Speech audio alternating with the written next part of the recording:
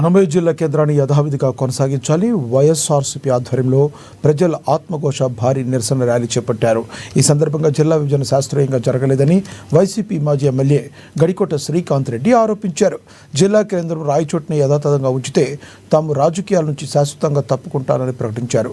జిల్లాను 3 ముక్కలు చేసిన కూటమి సర్కార్కు ప్రజలే బుద్ధి చెప్పే రోజులు దగ్గర పడతాయంటూ ఘాటుగా విమర్శలు చేశారు.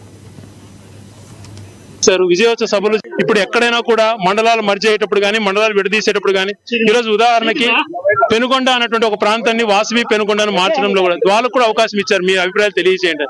ఎక్కడైనా కూడా అభిప్రాయాలు తెలియజేయాలి. అటువంటి ఏ అవకాశం మాకు ఇవ్వకుండా నిర్దాక్షిణ్యంగా విడదీసేశారు. కాబట్టి మా ఆవేదన ఆందోళన ఉంది. దీని వెంటనే నిలుపుదల చేయాలి. ప్రభుత్వం నిరంకుశంగా వ్యవహరిస్తుంది కాబట్టి మేము న్యాయస్థానాలను ఆశ్రయిస్తున్నాం. ఆ రోజు ఎన్నో తొడలు కొట్టారు, మాట్లాడారు, అవహేళన చేశారు, విజయోత్సవ సభలు చేశారు. అయిపోయింది, నేను చూసుకుంటా అని మాట్లాడారు. మరి ఏమైపోయారు? ఒక నిమిషం, అది ఎందుకు అలా చేశారు?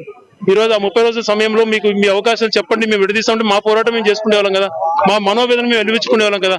అవకాశం కూడా ఇవ్వనీయకుండా కుట్రపూరితంగా ర్యాలీలు చేసి విజయవంత సభలు నిర్వహించి ప్రజలను తప్పుదోవ పట్టించి నిర్దాక్షిణ్యంగా ఇచ్చినట్టు జీవోను రద్దు చేయాలి, యథాతథంగా కొనసాగించాలి. వెనకబడినటువంటి ప్రాంత ఇదిగా నేను ఒకటే చెప్తున్నా, మీరు నిజంగా చిత్తశుద్ధి ఉంటే యథాతథంగా జిల్లాను కొనసాగిస్తే రాజకీయంగా అడ్డమని నేను రాజకీయాన్ని శాశ్వతంగా వైదొరుగుతాను మీరు ఎదిగా కొనసాగిస్తే. లేదు కొనసాగించము అని అంటే నా ఊపిరినంత వరకు ఈ ప్రాంత అభివృద్ధి కోసం ప్రజాపక్షాన్ని నిలబడి ఎవరినైనా ఎదిరిస్తా ఉంటా. లేదు జిల్లా కేంద్రం యథాతథ కొనసాగిస్తే నేను శాశ్వతంగా రాజకీయాలకు దూరం అవుతాను. లేదు నువ్వు చిత్తశుద్ధి ఉంది